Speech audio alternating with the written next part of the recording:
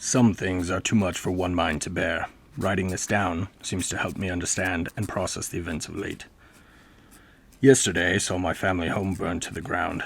For a moment, I grieved, thinking of all the good memories held within those walls. My feelings quickly turned to anger. I felt hatred towards those that would destroy the last tether tying me to innocence. I am only beginning to realize the power of the forces at play.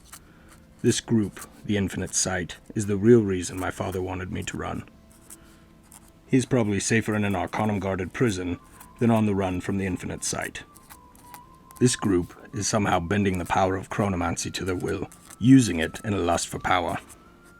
After a moment of watching the house crumble in flames, I was pulled away by my traveling companions. The Arcanum and the Knights of Greenwood were searching for us. We had no choice but to flee. Eve decided it would be wise for us to stay off the long road and travel through the fields and forests adjacent.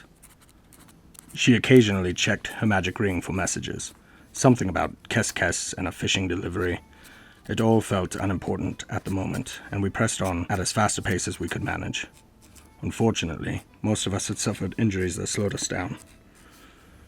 We could see torches and hear voices of the search party near us. They were closing in, and we needed a place to hide, and fast.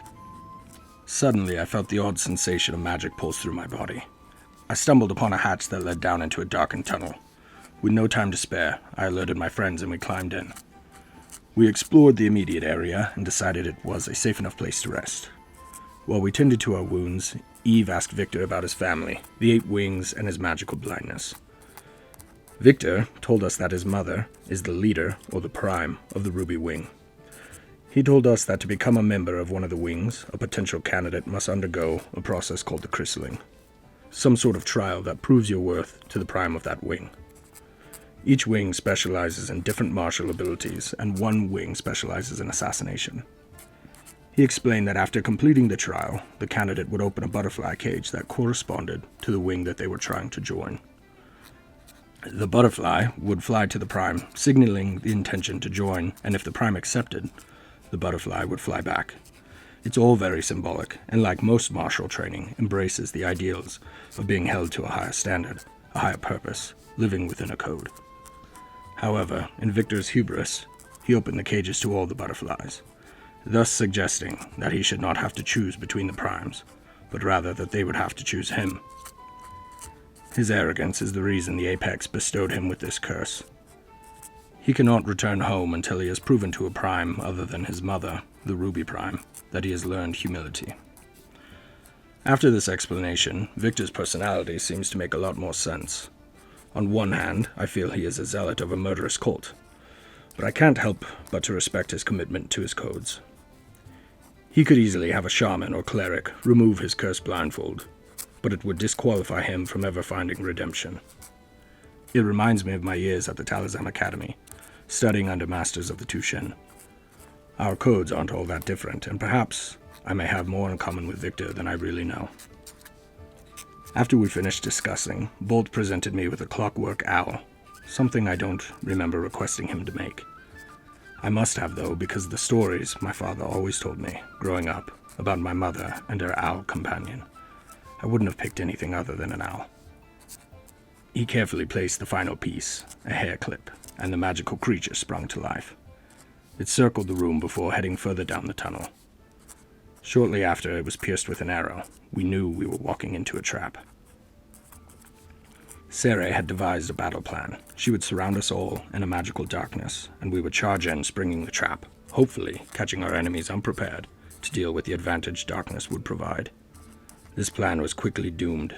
As soon as we crested the entry, Seredan's darkness was dispelled by some sort of arcane rune. We all broke for cover. Victor running to the left triggered more arcane runes, which nearly killed him. Archers let fly arrows, striking several of us. Bolt ran to tend to Victor. Soon after, Eve fell. Seredan rushed over desperately to revive her dear friend. Horrible, aberrant creatures descended and began shooting rays from their eyes. Before I could make sense of the battle chaos, I was knocked unconscious. When I awoke, I was bound to a chair in what appeared to be some living quarters. There was a writing desk, a canopy bed, nice furs, and directly in front of me, an evil-looking man with 2 other shadowy presences behind him. They appeared to be floating a few feet off the ground. I can only describe them as wrong. They seemed out of place, perhaps even out of time. The man wore the symbol of the eye within an hourglass. This must be the leader of the Infinite Sight. He already knew who I was, and introduced himself as Thulian Kroll. As soon as he said his name, I began tuning him out. I focused on committing his name and his face to my memory. He is my mark. Nothing else matters. My life's purpose is now to pierce his brain with my arrow. The man who upended my life. The man that destroyed my family. The man who hunted me and hurt my friends. This man would die. I tuned back in to catch the tail end of some question. He seemed to be giving me some sort of proposition. It didn't matter. I would never agree to anything this vile creature proposed. He showed me the book and told me he didn't need me to decipher it, not that I could anyway. The next thing I remember was magic tendrils piercing my skin, immense pain, and then visceral and fleeting images, memories, things that felt so real but also like I had imagined them. Then, darkness. When I awoke, I was chained to a wall, bolt, midway through removing their manacles. They always were the smartest among us. Bolt helped the group out of our manacles, and some other oaf of a creature named Hug. Hug seemed to be collared with arcane sigils, but Bolt wasn't going to let some complex magic keep them from protecting an innocent. Good thing they did, because Hug got us our armor and our weapons back, and knew of a secret tunnel out. As much as I hate running from a fight, I know that I must sharpen my skills, practice my craft, and soon I will have my revenge. Thulian Kroll, you are a man living on borrowed time.